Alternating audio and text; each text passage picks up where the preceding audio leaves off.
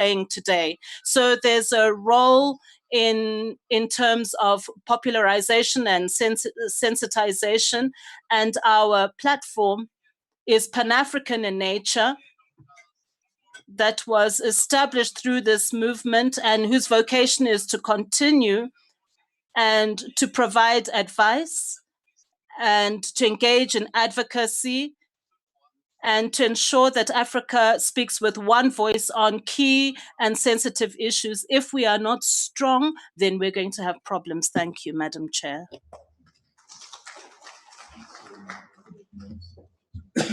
Thank you so much, Cisse, for that well-detailed presentation and for reminding us that we all have a stake in the internet. Without any waste of time, I will invite my sister now, Grace, to make her introductory remarks. Thank you.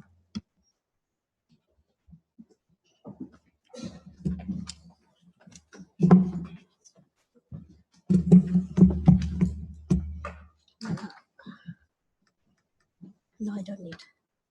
This is just my notes.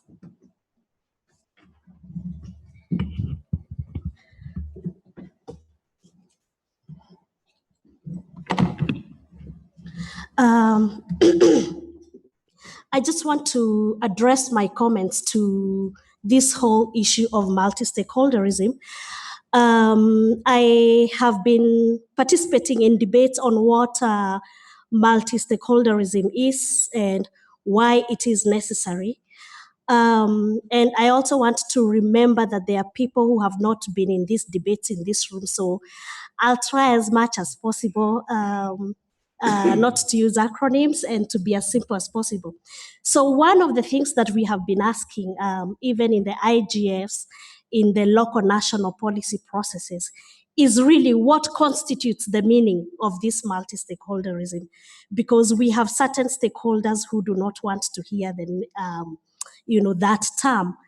And for us who have been in the debates, the understanding holds that it is the involvement and participation of affected stakeholders in any of this internet policy making process. So you must be affected to be a stakeholder.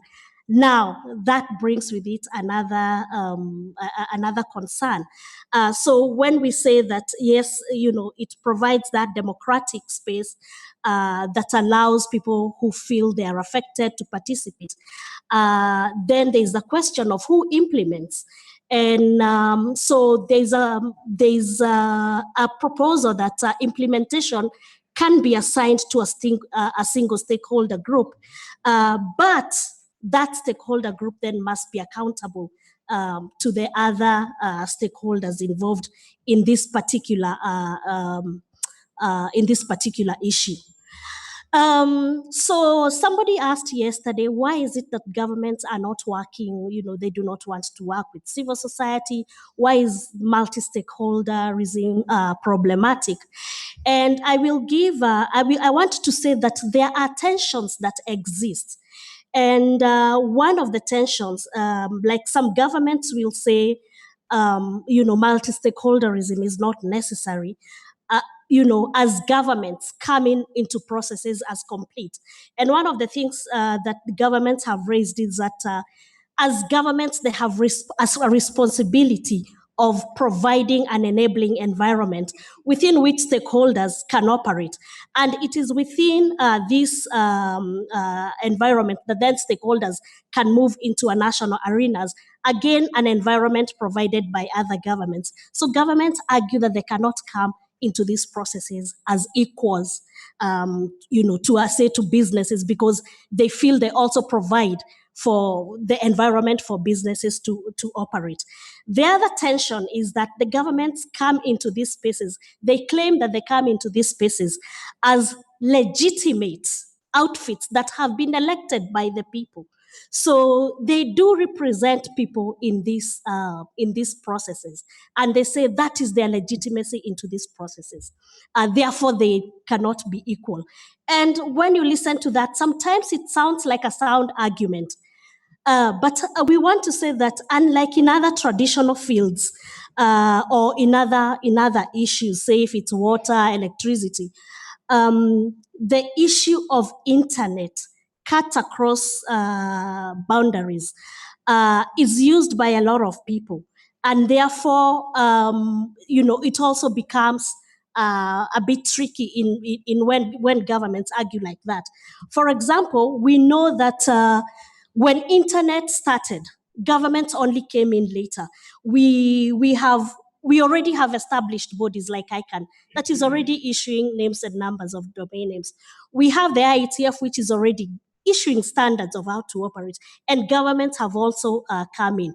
So now, when you tell them that you want to be the main controller, it brings it becomes tricky. And I think, considering that the internet is distributed and operated on a collaborative basis, so you have users, you have service providers, you have the businesses, the private sector, government, civil society.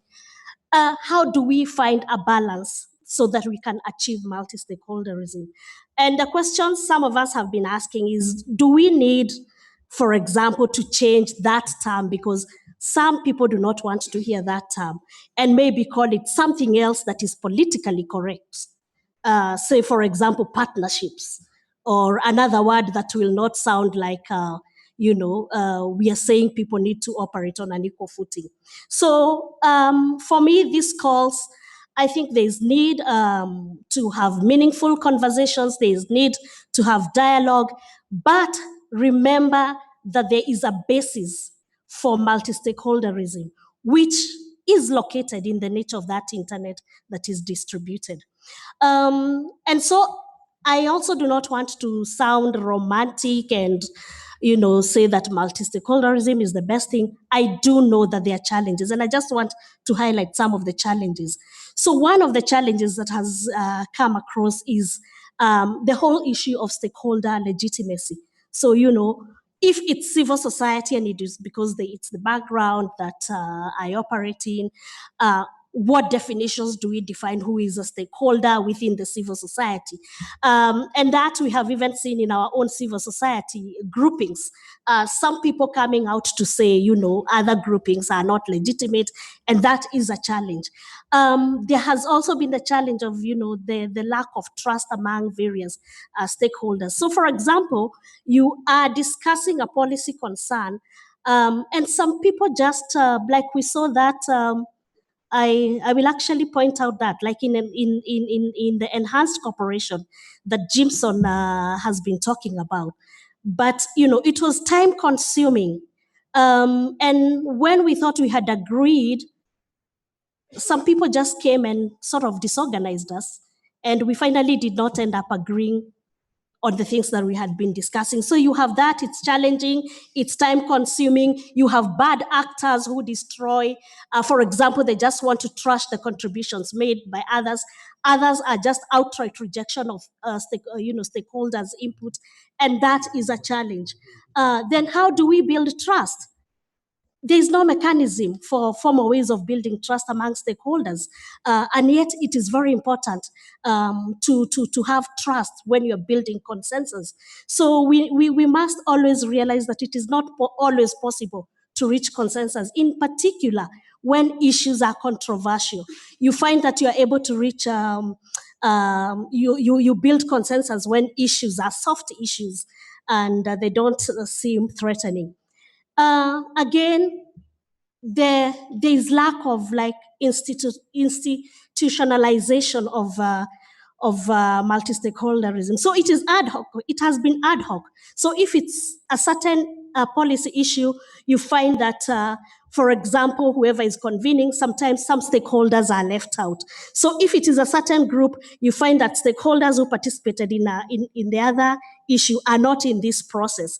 And those are things that we have to confront. And but I want to say this, and it's not about sounding politically correct, that the reality is that in as much as stakeholders have an equal right for their views to be considered, sometimes it will not always be possible, depending on the issue, depending on the expertise, depending on sources of legitimacy, and this might necessitate on some some stakeholders' input getting greater weight than others. So just and to so those are some of the challenges.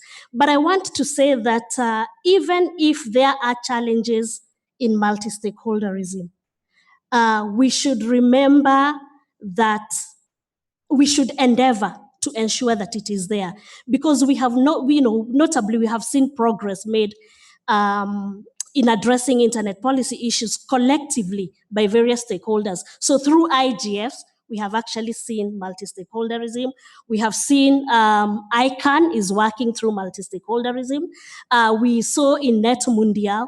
So when you consider the challenges, you look at the advantages, you actually realize that the advantages do outweigh the disadvantages of a multi-stakeholder approach in internet matters.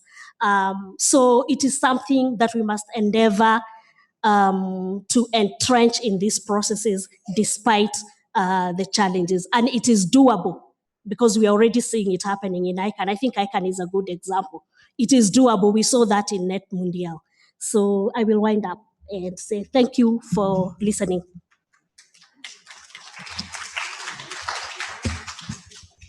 Thank you, Grace. Without any waste of time, we'll call Dr. Mawaki.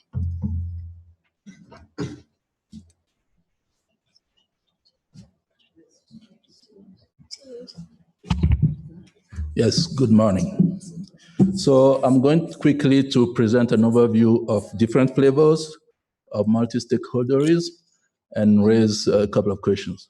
So multi-stakeholderism, as we've come to know it, has been in practice in a technical setting for technical outcomes. Outcomes to manage technical resources or infrastructure. So you have that kind of multi-stakeholderism in ITF and also, I believe, in AFRINIC for their policy development processes. In that case, the only thing that you really need is to be an individual willing to spend time to study the issues and sometimes having some expertise, not to say most of the time. So multi-stakeholder groups are not really defined per se. At least they are not defined in the ITF setting, for example. It's if you are an individual and you have the expertise, you just work in and contribute. Your ideas will be debated and written on the basis of merit. But when you come to non-technical policy making, or policy making that's applicable to resources or to issues that are not non-technical per se, then you start having a little bit more of complexity, because any policy, including even technical policy, makes losers and winners. So if you come to non-technical resources, then you have more people who are aware of their stake and they get involved. They want to know what is going on. They want to participate. They want their point of view to be heard. That's why in ICANN, for example, ICANN policy development process is more contentious and sometimes messy than ITF policy or AFRINIC policy development process, because then you touch upon commercial interest, non-commercial interest, trademarks, and stuff like that. And sometimes you even increase the cost of doing business for registries, registrars, etc. So you have more stakeholders who are willing to engage with the process and who have actually interest. They see their interest in engaging with the process. So you see that from purely or allegedly purely technical resource management to less technical resource management, you have participation increasing. Now, let's come to government policy making. What's happened at that level? Well, what internet era stakeholders are looking for in terms of multi-stakeholder governance approach at the government level is more openness for participation. And in that case, you really don't need stakeholders to be labeled, to be defined upfront necessarily. Depending on the issues, you have specific stakeholders who might be identified, who might identify themselves, or you have your whole citizenry to be taken into account.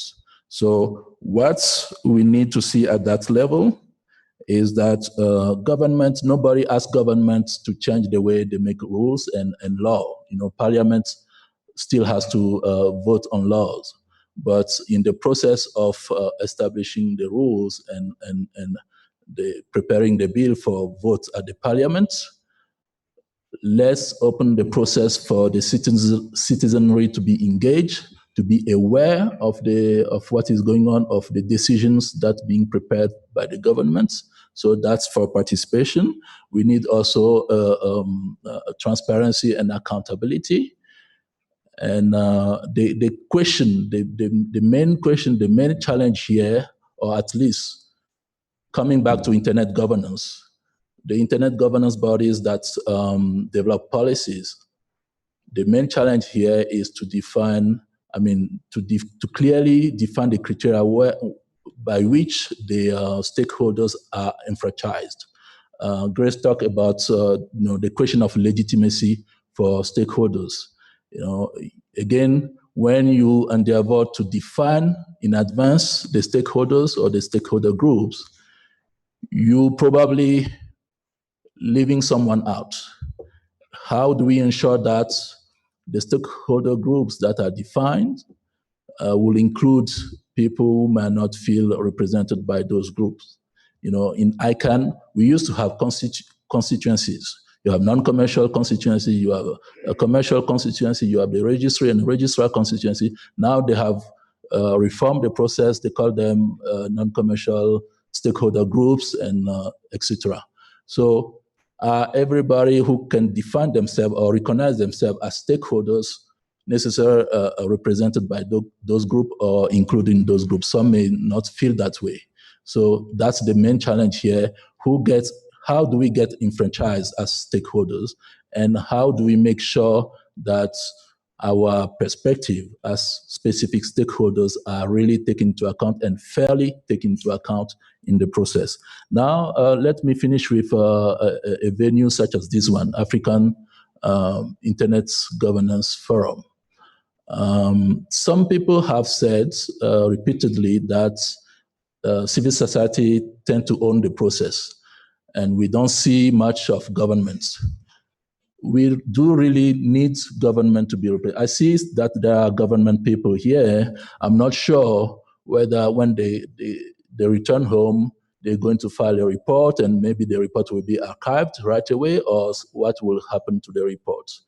I wish that we can have serious discussion here so that government representative gets something they can act upon when they go back home.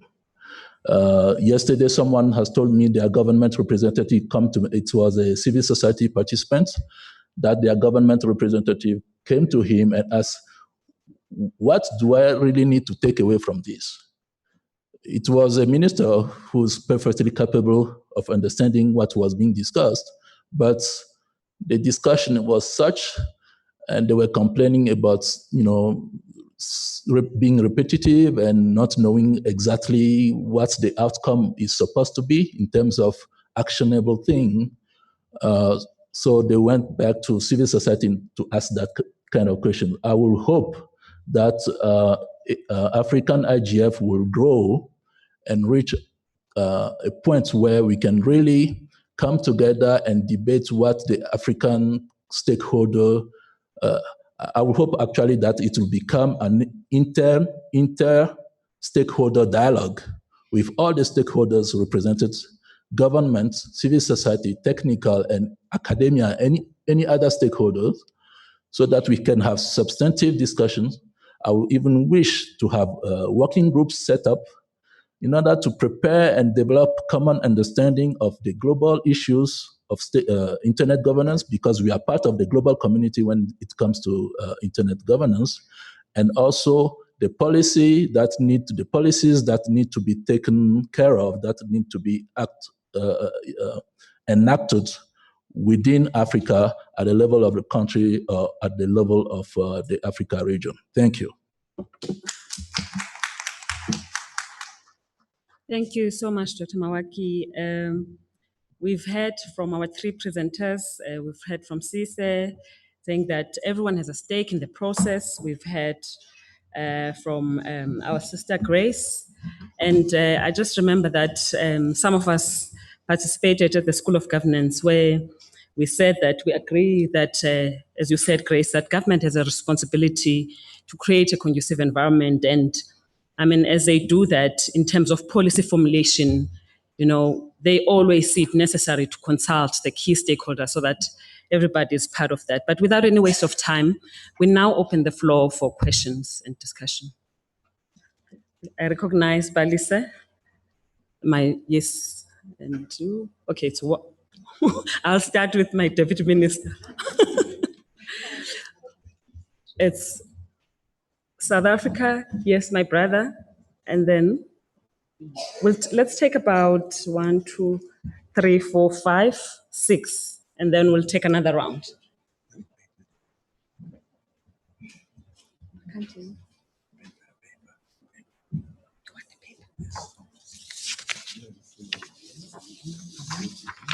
Balisa, go ahead, please. Thank you, Ms. Moderator. You know, sometimes when you talk about multi-stakeholderism, it's like it's something that just came out of the air. And I think we need to recognize that the Tunis agenda was the first to really acknowledge that, you know, we need to be a multi-stakeholder, you know, for us to really do our work. You know, we need all stakeholders to take part and be responsible for their roles and responsibilities. And it was very specific. You see, for me, the issue I have is that when you look, it was very specific about government's role, which is something that is still lacking from being implemented. That government is responsible for public policy issues, and that governments on equal footing have to sit around the table and discuss these issues. And, you know, going back to when the internet was created and all of that, my take is that we cannot be backward looking. We need to be forward looking. We have about 3.1 billion users of the internet. We want to connect the other 4 point something billion that are not online. For me, this shows how critical and important the internet is. You know, internet has such implications for national security, for economies of countries, and just the general well-being of people. So when you look around you, everything is IP-based, from your electricity grids to your water purification system, your nuclear, you know, bases and all of that. For me, this is really important for governments to really do what they're supposed to do in terms of internet governance, you know. And for me, multi-stakeholderism is not even an issue at country level. But when you go to the global level, it becomes problematic, because that's where you find that business, you know, big business will prevail over developing countries and all those who are disadvantaged, because there's a bigger risk of capture in this respect. You know, I was saying that another case in point is that in South Africa, you know, we just finished the policy review process that was led by private sector, because we understand the need as government, that we need to have them as to be part of the process, to tell us what their challenges are, to tell us in terms of policy and legislation which way to go. So that's what I'm saying, that the issue is not multi-stakeholderism, it's this word being used at a global level. How do you identify other stakeholders? That's my question. How do you say that I really know Grace is who she says she is and she represents who she says she is? And the other issue about multi-stakeholderism is that I, as an individual, can stand with a country and say that this is my opinion, and then there's somebody representing 90 million people. How do you balance that out? Deputy Minister.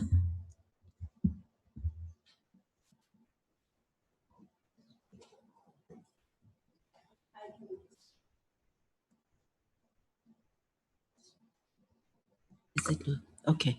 I thought I was number 4 or 5, but it's okay. Thank you very much. I also would just like to really welcome this session because it's helping all of us to reflect deeply about what are we talking about, what are issues, where do we differ, why do we see things differently, what is it that we are disputing? Something which, since we started, was there. You could feel a built-in tension, but we couldn't spell it out clearly. I listened very carefully. I think the first speaker was Grace, who really tried to give a balanced perspective in terms of saying there are traditional players, advanced players within these, amongst these multi-stakeholders. And the private sector have done more. And I'm sure somebody else could say scientists did more because they are innovators of technology. But you see, I really appreciate this because I think it's going to help all of us to be on the same page, which is the most important thing, given the value of access to internet. I pick up in this session that there are conflicting and sometimes competing interests. And we have to accept that, put that on the table and try to understand. And sometimes it's amongst civil society groups themselves, which is understandable. Sometimes it's between government officials. As it was said, people come and say, what is this? What am I going to take out of this? For me, I'm a very simplistic approach that has been developing in my mind is that we must be clear about what differentiates governments when it comes to these kinds of platforms. I had a view that it's because they are legitimate, they are elected by people. I think what differentiates governments when it comes to these responsibilities where they are multi-stakeholders is that they have a responsibility for policy formulation. And they also have a responsibility to come up with enabling legislation. And so when you take those two responsibilities, they determine whether the national groupings or regional groupings can be able to mobilize resources. If policies are bad, nobody will invest in a country to improve in terms of internet access, in terms of bringing new technology. Researchers will be frustrated. There'll be no innovation. So I want us to acknowledge that. So for me, I think it's really not necessary to even appear to be in competition with government. Government is a critical stakeholder and they have those responsibilities. The rest is understandable that within that, there will be many other interested players and all other related factors. So I think my last point is that we should look at the UN national platforms of actions. You can think of any issue where the UN is working through different stakeholders, be it negotiating environment or the Beijing platform, all sorts of platforms that the UN is responsible for. Governments have a huge responsibility, and it comes to national legislation, which leads to implementation and sustainability of initiatives. So I just thought it's important to begin to clarify, taking advantage of this conceptual framework session and to then differentiate roles from that point of view, that we will be making a mistake if we put these responsibilities, though they are competing, because once you put it in a competitive mode, that's where we lose each other. Thank you. Thank you, TM. Mr. Tijani? Thank you very much. I have some comments, starting by the multi-stakeholder. Let me speak French for the diversity, if you don't mind. Donc, I want to make some comments. The first is to recall that the first time when the multi-stakeholder approach was applied, it was at the WSIS. That's where this division of stakeholders involving government, civil society, and private sector was established. And it was good because the idea was to have a good division for multi-stakeholders. Stakeholders are not a defined group. It's not everywhere that you can make this division. You have certain types of stakeholders. For instance, we don't have a civil society division, private sector or government division. You have government that is under GAC, but you have other stakeholders that go along with the nature of this organization. My second comment, Palesa said something that touched me, is that we don't need multi-stakeholderism at national level. But it's the contrary, in my opinion, because it's at national level where multi-stakeholderism is useful, because indeed, that when it comes to competition between stakeholders, then it could lead to war. But rather, you need a complementarity, because it's true that government sets policy, but they need the opinions of other stakeholders. Yes, they have the legitimacy and can be elected, but they are elected at a certain time, and if there is elections, then they change as a government. So just because you are an elected member, it doesn't mean that you have absolute legitimacy. But the government has all the legitimacy, but we need to take into account the opinions of the other stakeholders. This is enriching. It is not a form of competition, but it's a form of complementarity. You need to have this attitude if we want to be able to use this multi-stakeholder model and win when it comes to its usage. I'm going to stop there. Thank you. Thank you, Mr. Mokhtar. Thank you very much. I hope I won't be very long, but okay, I'll try to. Of course, I will be talking about this issue of government. First of all, I'd like us to acknowledge that every time we are talking about the multi-stakeholder, emphasis is put on government participation, on contribution. People most of the time don't say why civil society, why academia, why private sector, but all the time focus is put on the government.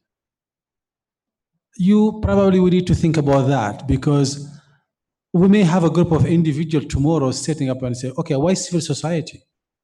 Why private sector? Why academia? But all the time, whenever somebody or anybody take the floor to talk about multi-stakeholder, emphasis is put on the government participation. And that's make me a little bit scary in the sense that we somehow directly or indirectly are copying some concept coming from so-called advanced society, in which we say all the time, less governance is good for the people. Indeed, less government may be good for the people, but depending on the geographical area and the time and the environment where you apply that. When you come to the ICT, You may understand today, as somebody said, that today you don't need to have a bomb or army or whatever to win any war. You just need to have a cyber army in order to do whatever you want to do to any countries you want to do it. An example is given to the Iran case, where their nuclear facility has been almost shut down by viruses sent by another government, through another government using it as a proxy. You have to understand that most of our critical infrastructure today, and as Paleza mentioned, is networked. You can't access them through any network. If somebody can hack the Pentagon, it certainly may hack the palais of the president of any of African countries. And therefore, it is very important for the government to make sure that they are part of the ICT, they are part of the internet, they are part of anything that is quote-unquote networked. Because tomorrow, if anything happens, we will not blame the civil society or academia or research. You will blame the one responsible for our security, which is the government. So you cannot isolate the government just because of the principle of somebody fashionable sitting there and saying, less government is good for the people. We need to think about that. Now, I just mind you to draw your attention on one thing. When the privatization of the sector of ICT and so-called telecom happened in the 90s, every single almost operator or company in Africa has been bought by a foreigner. But it goes to those people who ask you to do that in order to be quote-unquote in the business. Their companies has not been bought by any private sector who is a foreigner. They will not allow that. And mind you, when the Arabs wanted to buy the port of New York, the whole United States was against it. Same thing when you go to buy an operator in Europe, they would tell you, no, you are a foreigner, you can't get that. So why in the same time, those people, their government, are making the ICT sector in the hand of their national private sector, and sometimes even subsidized by the government, supported by that. And in the same time, they are pushing all the developing world to have their ICT sector private, put in the hands of foreign companies. The matter is the issue of security. Because if you control today anything, any communication system, you control the world. As I was saying at the beginning, you don't need an army today. All you need a cyber army. And that was some of the biggest Asian countries are now building their own cyber armies. So think about that. And please, just don't try to push the government. I am against of anything or anybody to control anything 100%. I'm against a government controlling anything, and I'm controlling. It's like your child. Will you control your child or trust him or untrust him? We should trust and untrust, but however, we don't need to control anything. Thank you very much. Thank you. Can the other speakers identify themselves? I recognize you, sir. Thank you very much. Again, it's been a very thought-provoking panel, and the contribution has been very fluid and very intelligible. I will say, first and foremost, that I agree by and large with most what has been said before, but also to tweak it such a way by saying, number one, that legitimacy belongs to the people. Legitimacy belongs to the people. So all the stakeholders are part of the people, either in our nation or the world. So what we are saying, let's listen to them. And I will just give us this experience I had at the UN CSTD Commission working group on IGF improvement. That was the first opportunity wherein, at least when I came into the scene of the WSIS process, seeing all stakeholders seated, a top official of the United Nations from New York that came to Geneva that day, having had all the discussion, he said, I really confess that it's really good to hear all diverse voices at this level. So that is by the way.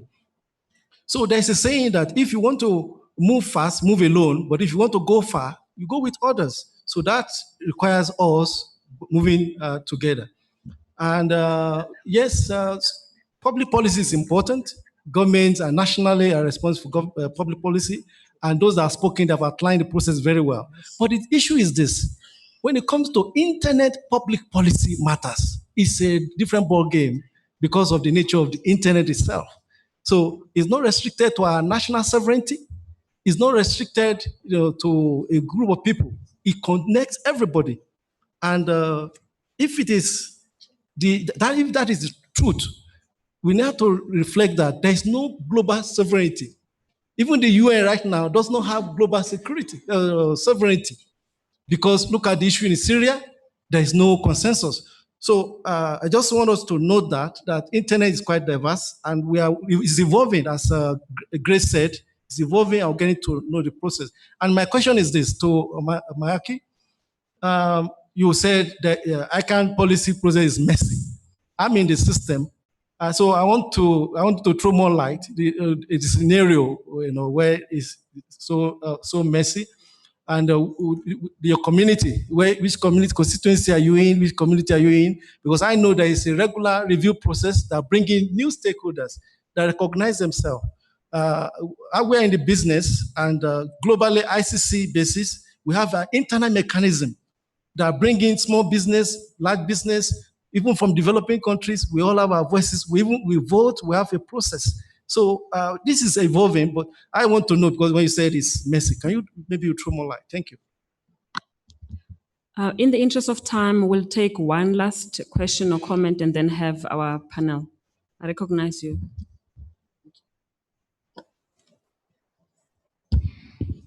Je vous remercie. Je vais me représenter. Je suis Madame Florence Lengumbi du Gabon. Je suis du ministère, mais je représente le gouvernement dans notre forum africain de la gouvernance de l'Internet. Je vais reféliciter encore les organisateurs du présent forum pour le choix pertinent de tous les thèmes. Vraiment, nous avons des thèmes très enrichissants pour la gouvernance de l'Internet. C'est le cas de la présente session qui met le doigt sur un thème qui est très important. Interpretation, please. Interpretation. My apologies, technical difficulty. Can I start again? I was saying that I'd like to congratulate the organizers for the themes chosen, especially this theme that is to do with multi-stakeholderism and cooperation. And I'd also like to commend all the panelists for the relevance of the presentations done, which have been very enriching and balanced as well. Because on the one hand, we have listened to the presenter from civil society, and on the other hand, we listened to the government's perspective, and then Madame who balanced the two sides. This is very important. When we talk about the IGF, you get the impression that there are two parties at stake. There is the government on the one hand and then civil society on the other. And indeed, we're talking about cooperation, but can we have cooperation if there are parties that are fighting? When we talk about cooperation, if there is one party that is being accused and has a major role and the other side that doesn't have any rights, then it's difficult to make any progress or move forward. And when I started attending ICANN meetings, especially in GAC that represents the government, I was shocked to see that GAC has no right to vote when it comes to the board. And I want to ask, and I was told that the government was part of the internet users. And if we give them the right to vote, alongside the other entities that represent practically all the users, the government would have a voice. And I felt that the government should work with civil society But as I was saying just now, you cannot talk about cooperation if we don't accept each other. When we looked at the IANA process, I noticed in the room that people wanted to understand what is the role of government.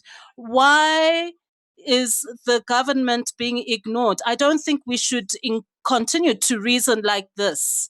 I think we need to use the government to move forward with this forum as a framework that would make it possible for us to discuss a multi-stakeholder forum where everyone is involved and everyone can identify their role and how better they can play their role.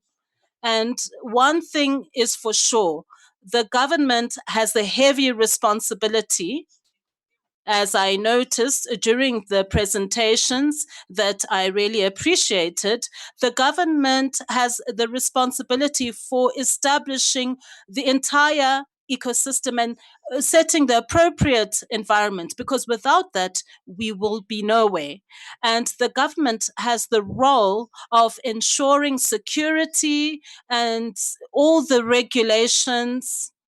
And it was mentioned that when we talk about the ratification of the Cybersecurity Convention, the government it gets involved in that. So I don't think that the government should be sidelined. And the civil society is also important because it's close to the people and it takes note of the needs of the society in order to assist the government with adapting strategies and policies. So I was hoping that upon leaving this forum, we would be able to have recommendations that accept that all the parties can play a role, and therefore it is important. For instance, with regards to civil society, we need to understand what is the role of civil society. For instance, and what is the content of civil society? Is it the trade unions who are part of civil society? Are politicians part of civil society? We need to understand this because sometimes the blockages that we face, it's because there are all kinds of agendas that are not simple agendas of improving access to internet and improving the services for the entire people and to develop the internet and ICT for socio-economic development. So I feel that by the end of this forum, we need to have recommendations that look at ensuring that there's mutual work by all the stakeholders concerned. Thank you, Chair. Thank you. In the interest of time, we'll now give our panelists an opportunity to respond to some of the questions, starting with Dr. Mawaki. Thank you, Madam Chair. To go straight to the question that was addressed to me, and then I'll come to other comments that have been made. When I say ICANN policy development process is messy, I first say it is contentious, meaning that the policy making in the Congress is messy. That was not pejorative. It was to say it is open enough for people to engage with passion and with their interests at heart. So the cost of reaching consensus can be high and sometimes lengthy. The process is lengthy and, as I say, contentious. So that was the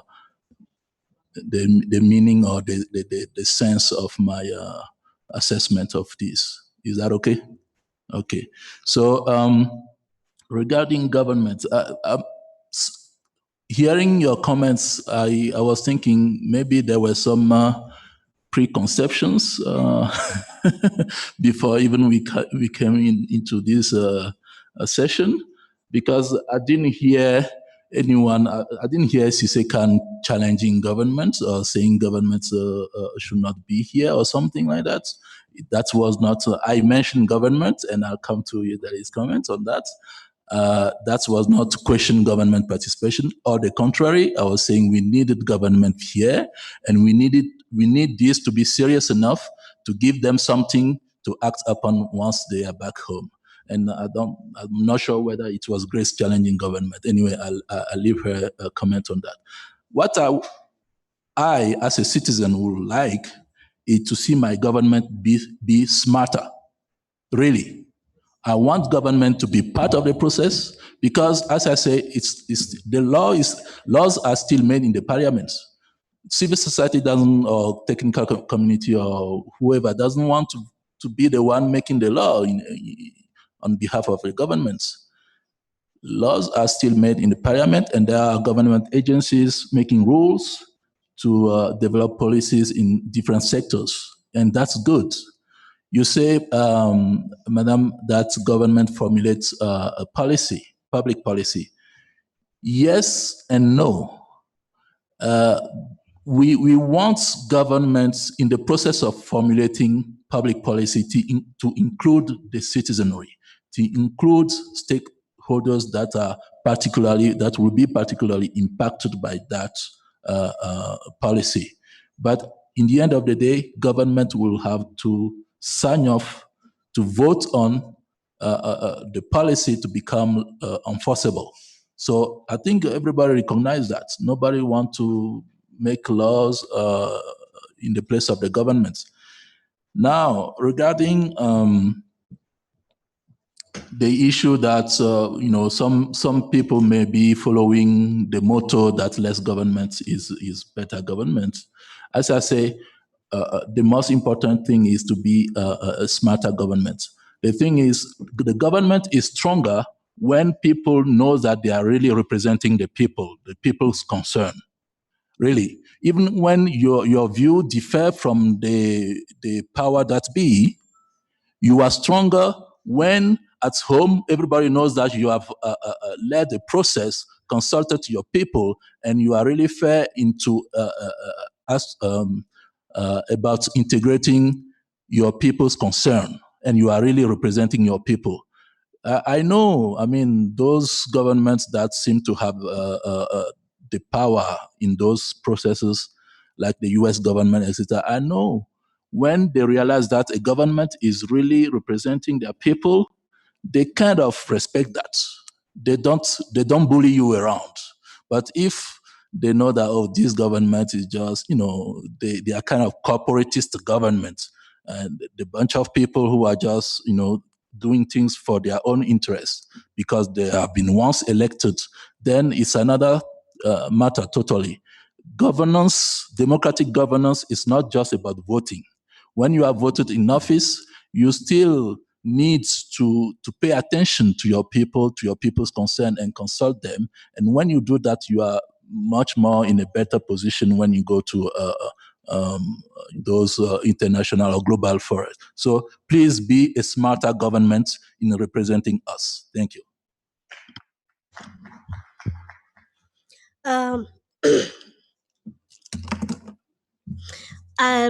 When I was giving my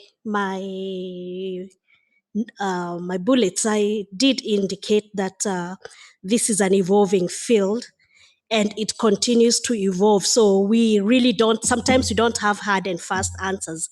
And one of the things really that was raised is, the definition of a stakeholder. I raised that because that is also among the debates that we are discussing. Who really is this stakeholder? I did not challenge government. I just said there are tensions that exist between governments and other stakeholders and the issue of legitimacy.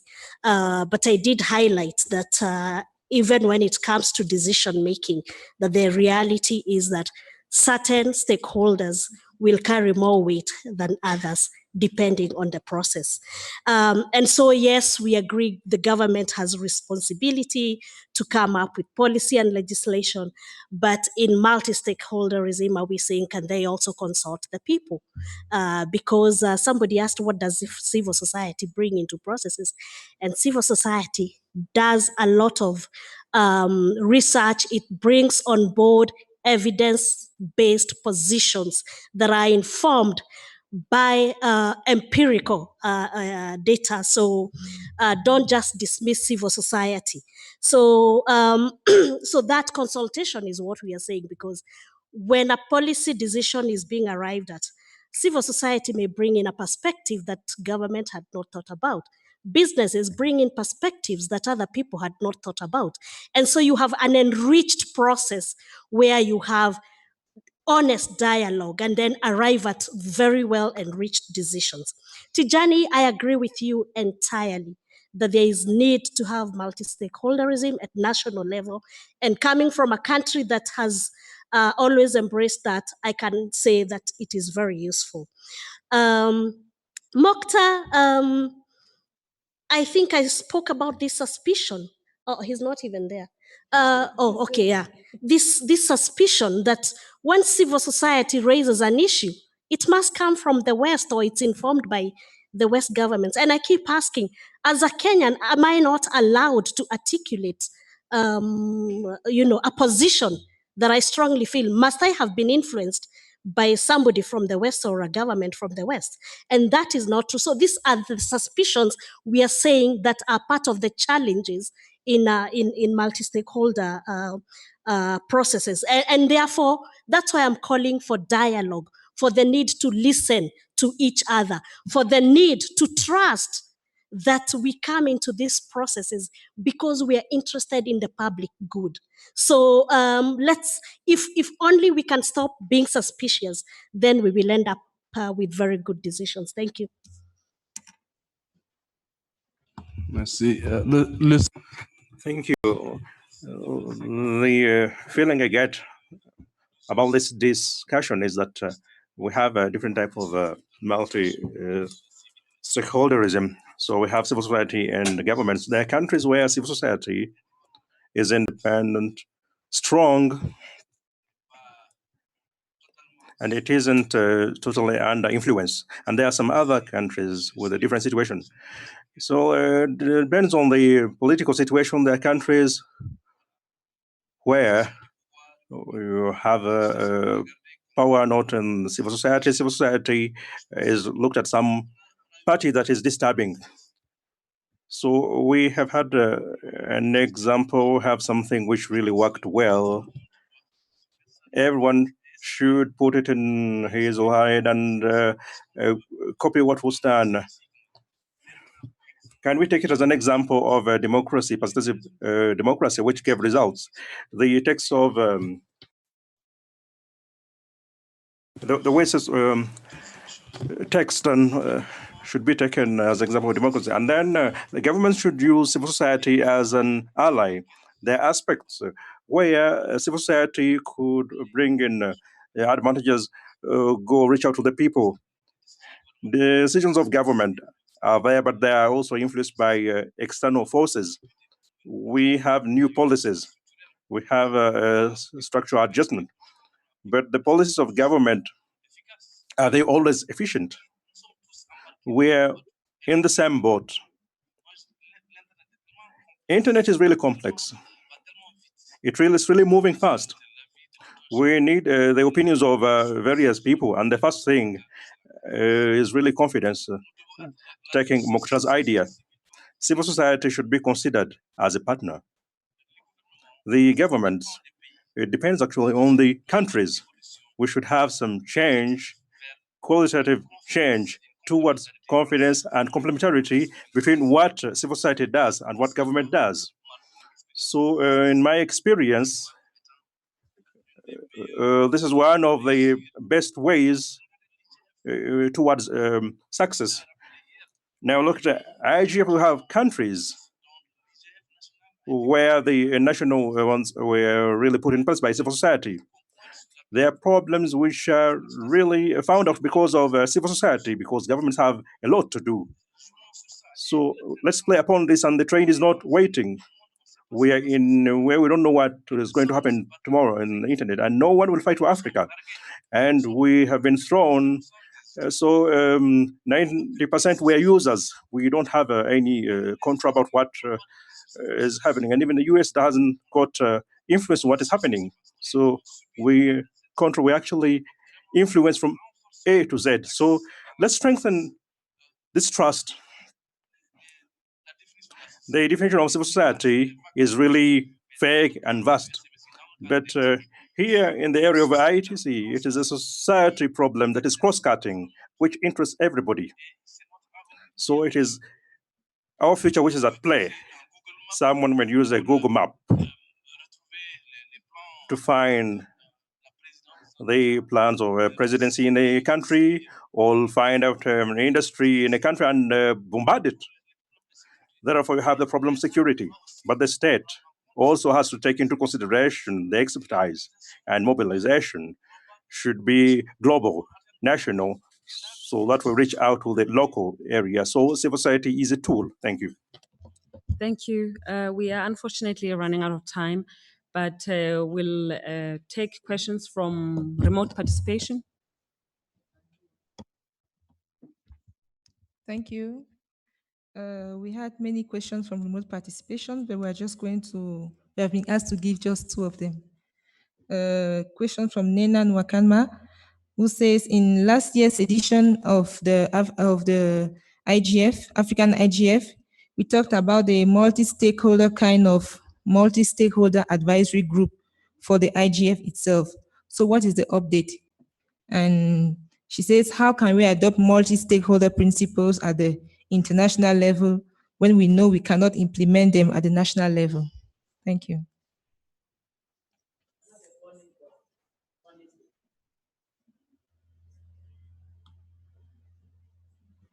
Thank you. I will then give Dr. Mawaki the floor to respond, excuse me.